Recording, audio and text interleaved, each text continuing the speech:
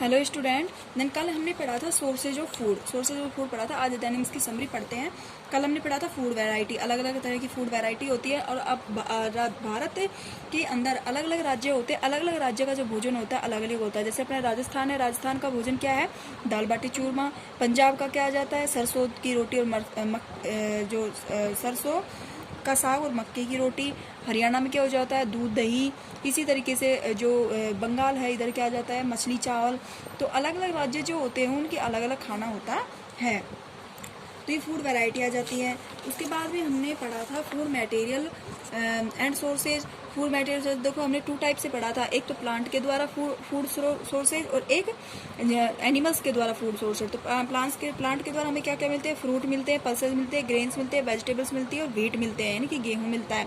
गेहूँ आ गया या कोई भी अनाज लगा लो, गेहूँ, मक्का, जौ, चावल, बाजरा, ये सारे किससे आते हैं? प्लांट से ही मिलते हैं।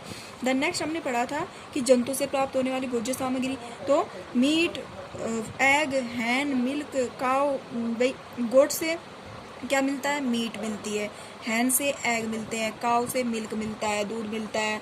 दूध से भी अन्य बहुत सारे प्रोडक्ट बनाए जाते हैं, जैसे दही हो गया, लस्सी हो गई, और बटर हो गया, मक्खन हो गया, घी हो गया। ये सारे किससे बनाए जाते हैं? मिल्क से बनाए जाते हैं। तो ये जो एनिमल से प्राप्त होने वाले जो सोर्सेज हैं वो है। जैसे अब मान लीजिए दाल है, इंटीग्रेटेड दाल के अंदर जैसे हम कोई भी आइटम बनाते हैं तो हमें किस किस इंग्रेडिएंट्स की आवश्यकता होती है, किस किस सामग्री की आवश्यकता होती है? भाई पल्सेज होती है, वाटर, साल्ट, ऑयल, स्पाइसेस। तो देखो इसमें से कितने ऐसे इंग्रेडिएंट्स हैं जो हमें प्लांट से मिलते हैं। पल्सेज प्लांट से मिलती है, ऑयल प्लांट से मिलता है, स्पाइसेस मसाले प्लांट से मिलते हैं।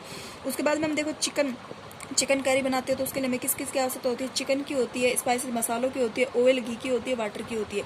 तो देखो चिकन एनिमल से मिलता है, स्पाइसेस प्लांट से मिलता है, ऑयल घी प्लांट एनिमल दोनों से हो सकता है, वाटर जो हमें नेचुरल मिलता है। ओके, देन नेक्स्ट पढ़ा था हमने क्या कि plant part and animals product as food, यानी कि प्लांट के कौन कौन सी भाग जिनको भोजन के रूप में ग्रहण किया जाता है। तो देखो रूट होती है, रूट में क्या आ जाती है? हमारी गाजर, मूली, ये किस में आ जाती है? रूट में आ जाती है। लीव्स में पालक, धनिया, मेथी, ये लीव्स में आ जाते हैं। स्टेम तने में जैसे आलू हो गया, ये स्टेम में आ जाता है। फ्रूट में हम खाते हैं। फ्लावर्स होते हैं, पत्ता गोभी वगैरह, ये फ्लावर्स में आ जाती है। ठीक है ना। देन नेक्स्ट हमने पढ़ा था कि भोजन के आधार पर जंतु जो जीव होते हैं उनको कितने भागों में बांटा गया है? हार्बीवर्सेस, कार्निवर्सेस और ओमनीवर्सेस।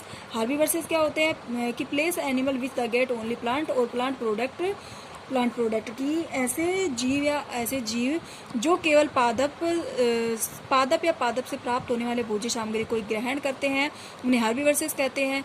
और कार्निवर्सेस, हार्बीवर्सेस का मतलब होता है शाकाहारी। कार्निवर्सेस क्या होता है कि दिस एनिमल्स आर कार्ड, यानी कि there are some animal which eat other animals, यानी कि ऐसे जंतु जो केवल दूसरे जंतुओं से या जंतुओं से प्राप्त होने वाले भोज्य सामग्री को भोजन के रूप में ग्रहण करते हुए कार्निवर्सेस हो गए, यानी कि मांसाहारी। Some animal which eat both plant and animal, यानी कि ऐसे जंतु जो पादपों से जंतुओं से दोनों से भोजन प्राप्त करते हैं उन्हें हम ओमनीवर्सेस कहते हैं, यानी कि सर्वाहारी जंतु कहते हैं।